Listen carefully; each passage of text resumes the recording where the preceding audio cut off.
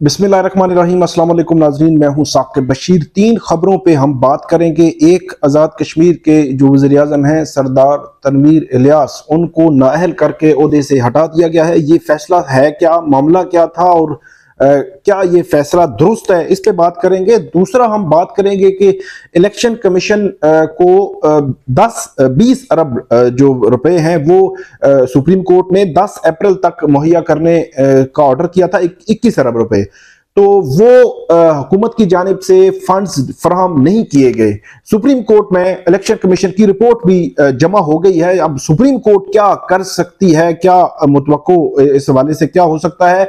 और तीसरा मामला है इलेक्शन कमीशन, जो चीफ इलेक्शन कमिश्नर है उनकी जानिब से कौमी असम्बली के स्पीकर और चेयरमैन सेनेट को एक खत लिखा गया है, जिसमें सुप्रीम कोर्ट के जो फैसले हैं, सुप्रीम कोर्ट के जो ऑर्डर्स हैं, उनको हदफ तनकीद निशाना बनाया गया है। और इलेक्शन कमीशन के हवाले से हुकूमत क्या बड़ी कानून साजी जो है वो करने जा रही है और उसके बाद क्या असरात जो है वो मुरतब होंगे, इन तीनों खबरों पे बात करेंगे। सबसे पहले सरदार तनवीर इलियास के खिलाफ आज अदलिया मुखालिफ तौहीन अमेज बयानात पर उनको नाअहल किया गया। उनको जो असम्बली की जो सीट है उससे भी नाअहल किया गया और फौरी तौर पर उनको वजारत उज़्मा से हटाने का हुक्म दिया गया है।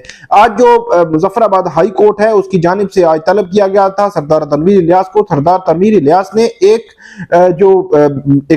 बयान दिया था जिसमें जो अदालत उज़्मा है या अदालत आलिया है वहां उनके जजेस को शदीद तनकीद का निशाना बनाया था, क्योंकि आजाद कश्मीर हुकूमत के कुछ ऐसे प्रोजेक्ट्स हैं जिस पर जो है वो स्टे ऑर्डर्स जो है वो चल रहे थे। स्टे ऑर्डर्स और दीगर मामलात में वहां के मुकामी जो जजेस हैं अदालत आलिया और अदालत उज़्मा के, उनको सख्त तनकीद का निशाना बनाया गया था सरदार तनवीर इलियास की जानिब से। उसके बाद उनको आज मुजफ्फराबाद हाई कोर्ट और फिर सुप्रीम कोर्ट में तलब किया गया था। पहले वो हाई कोर्ट में पेश हुए, हाई कोर्ट में गैर मशरूत माफी मांगी। उमूमी तौर पर होता यही है कि तौहीन अदालत की जो कार्रवाइयां होती हैं इसमें गैर मशरूत माफी अगर मांग ली जाए तो उसके बाद सूरत हाल जो है वो गैर मशरूत माफी जो है वो मंजूर कर ली जाती है। एक इससे पहले वाकया जो है वो पाकिस्तान में वज़ीर आज़म, साबिक वज़ीर आज़म थे यूसुफ रजा गिलानी, उनको नाअहल किया गया था और उसके बाद अब जो है वो आजाद कश्मीर के वज़ीर आज़म सरदार तनवीर इलियास को नाअहल किया गया है। उस वक्त जो यूसुफ रजा गिलानी थे उनको भी जब तक की कोर्ट खत्म होती है तब तक जो है उनको सजा दी गई थी, वो चंद मिनट की थी। आज सरदार तनवीर इलियास को भी उसी तरह की सजा दी गई है। सरदार तनवीर इलियास की गैर मशरूत माफी को एक्सेप्ट नहीं किया गया। उसके बाद वो सुप्रीम कोर्ट गए। सुप्रीम कोर्ट के जजेस ने भी यही कहा कि आपने कौन सा बयान दिया है, हम आपको 6 माह तक जो है वो जेल भी भेज सकते हैं, 6 माह तक सजा भी दे सकते हैं और 2 हफ्ते में उनको कहा है कि आप जो है वो इस हवाले से जवाब जो है वो जमा करवाएं।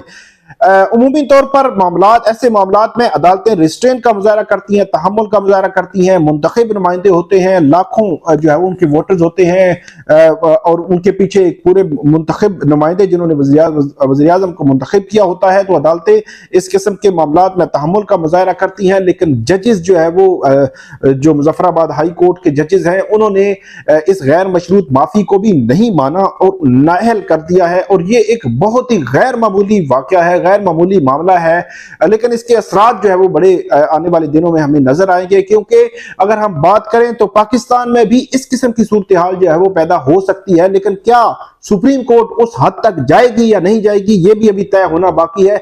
क्योंकि सुप्रीम कोर्ट ने हुकूमत को यह हुक्म दिया था कि पंजाब के जो इलेक्शंस हैं उनके लिए 21 अरब रुपया इलेक्शन कमीशन को वो जारी करेंगे और सिक्योरिटी की फराहमी भी यकीनी बनाएंगे। और 10 अप्रैल उसमें डेडलाइन दी गई थी। 4 अप्रैल को यह फैसला आया था सुप्रीम कोर्ट का और यह कहा गया था कि जितने भी इंतजामात हैं, जितने भी उनके फंड्स, सिक्योरिटी और इससे मुतल्लिका जितनी भी चीजें हैं, मुकम्मल तौर पर इलेक्शन कमीशन को इस हवाले से तमाम चीजें जो है वो प्रोवाइड की जाए, मुहैया की जाए। लेकिन हुकूमत की जानिब से फंड्स फराहम नहीं किए गए और सिक्योरिटी फराहम नहीं की गई अभी तक। तो इलेक्शन कमीशन की जानिब से बाकायदा तौर पर जो जवाब है वो सुप्रीम कोर्ट ऑफ पाकिस्तान में जमा करवाया गया है। और सुप्रीम कोर्ट ने 4 अप्रैल का जो ऑर्डर जारी किया था वो मैं आपको थोड़ा सा बताता हूं कि सुप्रीम कोर्ट ने एक तो फेडरल गवर्नमेंट को और निगरान हुकूमत को यह हुक्म दिया था कि वो फेडरल गवर्नमेंट फंड्स मुहैया करेगी, सिक्योरिटी देगी और निगरान हुकूमत भी मुकम्मल तौर पर फैसिलिटेट करेगी इलेक्शन कमीशन को। और उसके अलावा यह भी कहा गया था कि इस हवाले से जो अमल दरामद रिपोर्ट है वो भी election commission supreme court of Pakistan में जमा करवाएगा, और अगर इस पर अमल दरामद नहीं होता तो उसके बाद किसी भी अथॉरिटी, किसी भी पर्सन को सुप्रीम कोर्ट कोई भी ऑर्डर जारी कर सकती है। अब सुप्रीम कोर्ट में ये जो रिप्लाई जमा करवाया गया है कि फंड्स नहीं दिए गए, सिक्योरिटी नहीं दी गई, तो सुप्रीम कोर्ट इस हवाले से बड़ा ऑर्डर भी जारी कर सकती है, और इसमें भी तौहीन अदालत का मामला जो है वो आगे चलकर तौहीन अदालत का मामला आ सकता है। और वो तौहीन अदालत की ज़द में कौन आएगा, ये बहुत इंपॉर्टेंट जो है वो मामला है, क्योंकि दूसरी तरफ हुकूमत ने वो पक्का काम करने की कोशिश की है कि पार्लियामेंट में इसको लाए हैं, और पार्लियामेंट से मंजूरी के हवाले से कल के लिए तारीख जो है रखी हुई है कि पार्लियामेंट में उस पर बहस होगी कि क्या पंजाब इलेक्शन के लिए इलेक्शन कमीशन को फंड्स फराहम करने चाहिए या नहीं करने चाहिए। गुज़श्ता रोज इसहाक डार ने जो स्पीच की थी उसमें इसहाक डार का यह कहना था कि जो माशी सूरत हाल है, मुल्क की माशी सूरत हाल ऐसी नहीं है कि 21 अरब रुपया अब हम जारी करें और उसके बाद जनरल इलेक्शन के लिए अलग अखराजात हो, और अखराजात में बहुत ज्यादा इजाफा होगा और मुल्क जो है वो इसका मुतहम्मिल नहीं हो सकता। सिक्योरिटी के हवाले से भी सिक्योरिटी इदारों ने सुप्रीम कोर्ट को यह बताया था कि मुल्क में जो दहशतगर्दी की सूरत हाल है उसको देखा जाए तो उसके तनाजुर में इलेक्शन जो है वो अब नहीं हो सकते, इलेक्शन जो है वो 8 अक्टूबर को ही होने चाहिए। बुनियादी पॉइंट यही बताया गया था। अब ना फंड्स मिले ना सिक्योरिटी मिली, अब तौहीन अदालत अगर चलती है या सुप्रीम कोर्ट का कोई ऑर्डर आता है उसकी जद में कोई कौन आएगा, ये बड़ा इंपॉर्टेंट है, या सुप्रीम कोर्ट कोई ऑल्टरनेट इसका रास्ता निकालती है, क्योंकि उसमें लिखा गया है 4 अप्रैल के ऑर्डर में कि किसी भी पर्सन या अथॉरिटी को सुप्रीम कोर्ट अलग से भी कोई ऑर्डर जारी कर सकती है। क्या वो ऑर्डर जारी कर सकेगी या क्या रास्ता निकलेगा, ये बड़ा इंपॉर्टेंट है। एक आध दिन में इस हवाले से बड़ी डेवलपमेंट सामने आ सकती है। और तीसरा मामला, जो इलेक्शन कमीशन ने 2 तरामीम का जो मुसवदा और तरामीम की सिफारिश जो है वो स्पीकर कौमी असम्बली और चेयरमैन सेनेट को भेजी है, वो 57(1) है और 58 है। ये इलेक्शन एक्ट 2017 जो है उसकी 2 शिक्के हैं। 2 शिक्कों में पहले मैं आपको बता देता हूं कि है क्या। 57(1) है वो ये है कि जो तारीख देनी है इलेक्शन की उसका इख्तियार सदर की बजाय सिर्फ इलेक्शन कमीशन के पास होगा।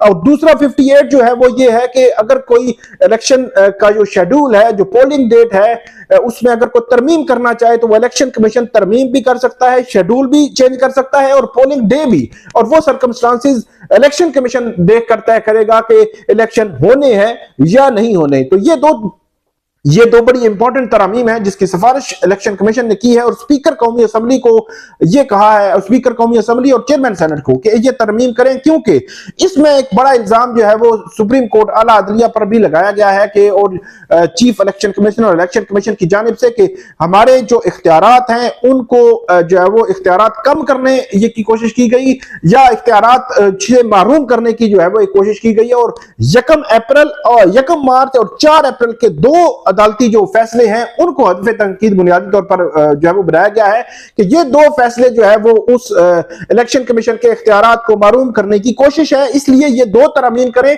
और इलेक्शन कमीशन को एम्पावर करें कि वो साफ शफाफ इलेक्शन कराए, क्योंकि इलेक्शन कमीशन आजाद अथॉरिटी है, किसी के महतहत नहीं है, और आजाद हैसियत नहीं इलेक्शन कमीशन जो है वो अपने इख्तियारात इस्तेमाल करके इलेक्शन का तय कर सकता है कि कब इलेक्शन कराने हैं या नहीं कराने।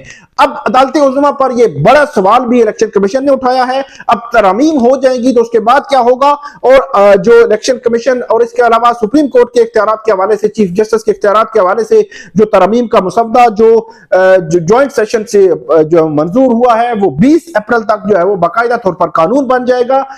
20 अप्रैल के बाद असल जो है वो सिनेरियो बनना शुरू होगा कि आइंदा का सियासी मंजरनामा, अदालती मंजरनामा जो है वो क्या होगा। ये थी आज की 3 खबरें। उम्मीद है आपको पसंद आएगी। आप हमें फीडबैक जरूर दीजिएगा। अल्लाह हाफिज।